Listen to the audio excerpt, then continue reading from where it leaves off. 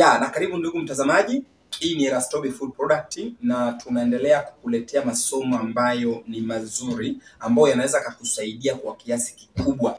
Haya masomo yanahusiana na lishe, namna kutunza afya zetu ili tuweze kuepukana na magonjwa yanayotusumbua. Na kwa siku ya leo nataka niwaelekeze matunda ambayo yana uwezo wa kusafisha mwili kwa haraka zaidi na kutoa sumu ndani ya muda mfupi. Haya matunda kama unahisi una sumu nyingi, basi yapendelee kuyatumia kwa sababu vinabeba vitu fulani kama antioxidant, maji kwa kiasi kikubwa, virutubisho na vitu vingine ambavyo ukiviingiza mwilini basi matokeo utaona haraka sana. Tunda namba moja ni pamoja na limao.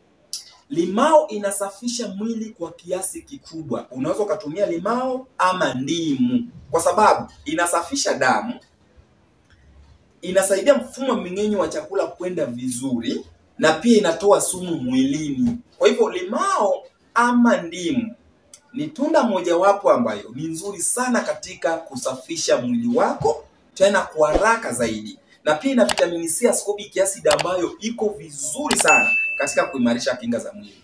Na tunda namba 2 ni pamoja na nanasi. Nanasi usichukulie poa. Nanasi ni tunda ambalo lina maji kwa kiasi kikubwa, lakini pia ina enzymes au kimeng'enyo aina ya bromelain ambayo inasaidia kuvunja protini katika tumbo lako. Hivyo basi ukitumia nanasi vizuri itakusaidia na itasafisha mwili wako kwa haraka zaidi. Na tunda la 3 ni tikiti maji ama watermelon. Ingawa kuna aina nyingi sana za tikiti maji, lakini tikiti maji yoyote ile ambayo utakuta nayo ukitumia itakusaidia sana kwa sababu inabeba maji kwa 90%.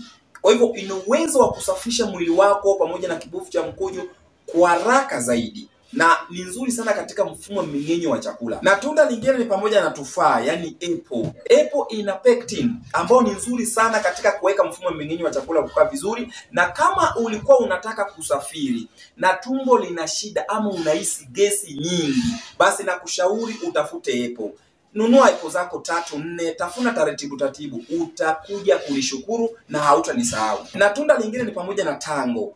Cucumber. Tango ni nzuri sana, inasafisha mwili vizuri sana na ina maji kwa 98%. Kwa hivyo ina uwezo mkubwa wa kusafisha mwili wako kiujumla na itakusaidia kuondoa sumu nyingi. Na hata katika mfumo mmeng'enyo wa chakula inafanya vizuri na hata kubalance sukari katika mwili wako pia inafanya vizuri. Tunda lingine pamoja na embe bichi. Embe bichi ni nzuri sana katika mfumo mmeng'enyo wa chakula na kutoa sumu nje. Tumia embe bichi yenye uchachu, itakusaidia sana. Tunda lingine ni pamoja na chungwa.